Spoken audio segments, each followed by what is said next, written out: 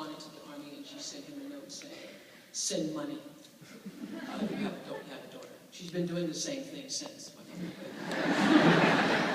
And your grandmother, strict, nurturing? Very strict. Very strict. So I was raised in an environment that would clearly be called abusive today. I was raised in an environment where children should be seen and not heard.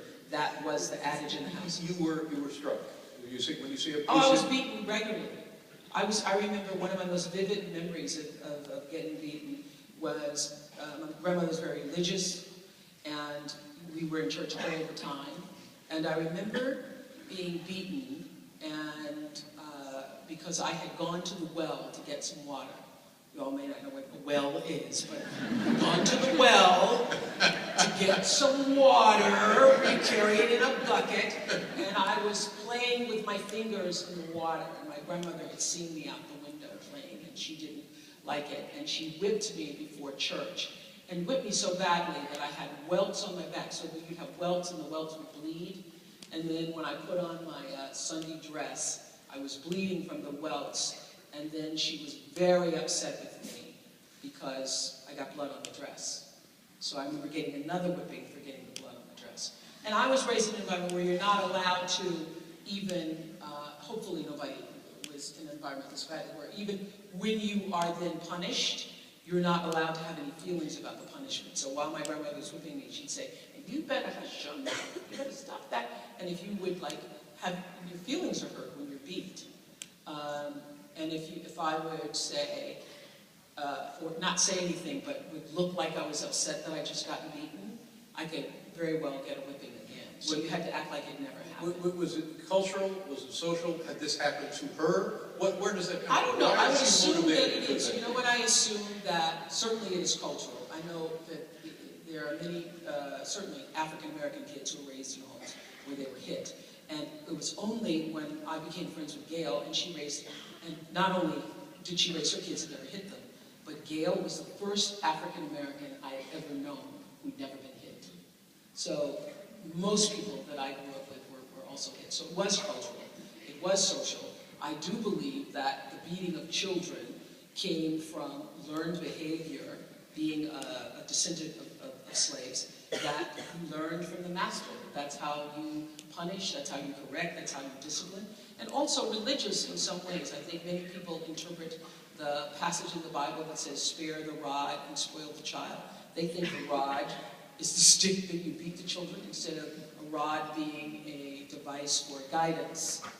You know, they thought looking back on that, and many people have their own version of this story. Yeah. Did it motivate you in any way? Did it correct behavior in any way? Did you become inured to it? I think when you are beaten on a regular basis, I think, I've never had therapy. That's why it was so interesting talking to you. So I've never had therapy, but I did have the Oprah Winfrey Show, and I paid attention to all of those experts over the years. What I now see when I look back and I'm introspective about my life, that it absolutely wipes off your self-esteem. And anybody who's been verbally abused or physically abused, you spend a great deal of your life rebuilding your esteem, because the very nature of somebody beating you or yelling at you or telling you that you don't matter in any form makes you feel small, especially when it happens to you at a young age. So I would say understanding now that that's where my need to please came from later on in life, is what I gathered from it. I mean, because I wanted to figure out for a long time, why do I have this? I need to make people feel okay.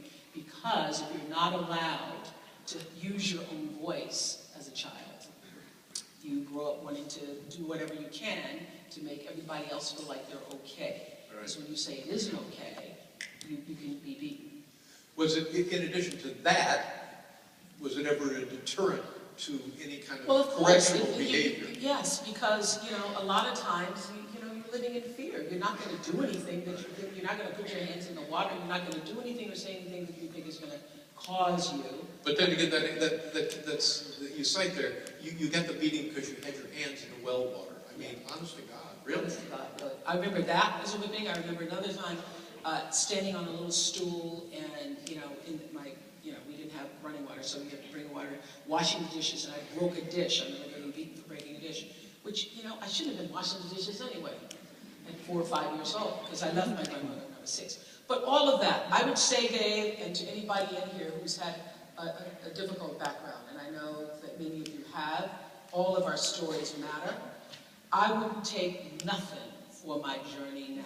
That's an old spiritual, and also the name of a book of poetry by Maya Angelou. Well, this is a remarkable thing to be able to say. I wouldn't take anything for that. Because, first of all, being born and raised in rural Mississippi, which was like apartheid America at the time I was born, 58 years ago, when I went to Africa for the first time, I felt like, well, this is no different than how I was grown, how I grew up. And I have, created a school. When I went out into the villages to visit those girls, most of them being raised by their grandmothers because of the AIDS pandemic in Africa. And, over half of my girls come to school and they have had at least 6 major traumas by the time they get to school. They've lost a parent or both parents. They've had brothers shot, they've had violence. Not to mention, you can't come to my school unless your parents make less than 60,000 Rand a year, which is, less than $10,000. So I take care of everything for those girls. That upbringing in Mississippi allowed me to feel the yearning, the call that every single human being has. We all have what Joseph Campbell calls the hero's journey. Everybody is on the journey. The adventure of your life is to discover what your journey is. And everything that has ever happened in your life contributes to the call and to the journey. Let's say you're born into a happy family in a suburb of Cleveland, Phoenix, Denver, wherever. You're not getting whipped for putting your hands in well water. You have plenty of running water. It's not dirt poor Mississippi.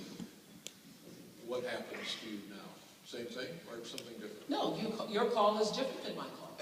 I think we could talk about your call. No, but if this happened to you, if your upbringing had been different, would you still be what you are? Definitely would not. Would not be? Definitely would not be here. I would not be here.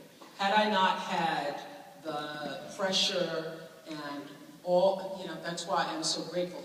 So grateful for my years literally living in poverty, because it makes the experience of creating success and building success that more rewarding for me.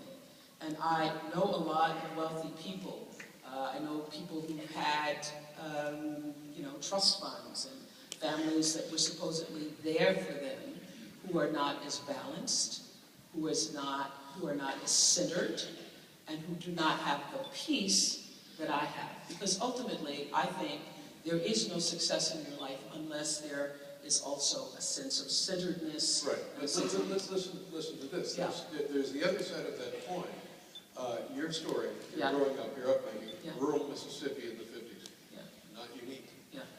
Not everybody who endured and suffered the same treatment turned out to be you. Yeah. So the difference many is people are broken and don't come back from it. Yeah, this is the thing. Some of it's nature and some of it's nurturing. And I got fed the very first time, spiritually fed, the very first time I stood before an audience and recited Jesus Rose on Easter Day, all the angels did proclaim. And I was like 3 years old. And everybody's like, ooh, Hangman, that's my grandmother. Hangman, this child can talk. This is the time. And so, what I have learned over the years of my 4,650-some shows in the Oprah Winfrey Show and in other experiences, everybody, regardless of their life experience or background, is looking for the same thing. There's a common thread in every single one of the interviews that I did. And whether I was speaking to, and I've talked to lots of people, whether I talked to the man who went to prison, talked to the man who killed his twin girls. I've talked to people who had molested children. I've talked to, obviously, celebrities. At the end of almost every interview, all of them have said, was I okay? Was that okay? Was that okay?